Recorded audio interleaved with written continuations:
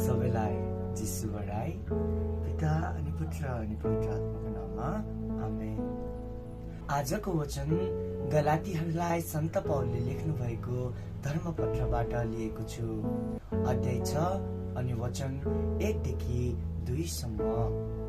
अनि आजको वचनले हामीलाई यसो भन्दछ, भाइहरू हो, कुनै मानिसलाई भुल गरेको भेट्यौ भने तिमीहरू जस्ता आध्यात्मिक व्यक्तिहरूले नम्र भावले उसलाई फेरि सच्याइ दिनुपर्छ।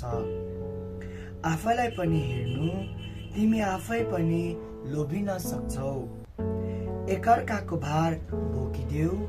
यसै गरी तिमीहरूले ख्रीष्टको विधान पूरा गर्नेछौ। प्रभुको वचन। आउनुहोस् मेरा ख्रीष्टमा प्यारा दाजुभाइ तथा दिदीबहिनीहरू अनि मेरा प्रिय साथीहरू हो, आजको यस वचनलाई मनन चिन्तन गरौँ।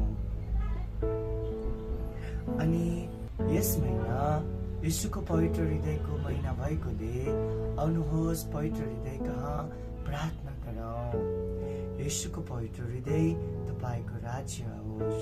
यीशुको पवित्र हृदय तपाईँको राज्य आओस्। यीशुको पवित्र हृदय तपाईँको राज्य आओस्।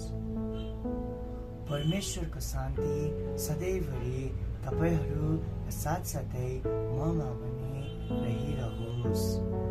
पिता अनि पुत्र अनि पवित्र आत्माको नाममा आमेन।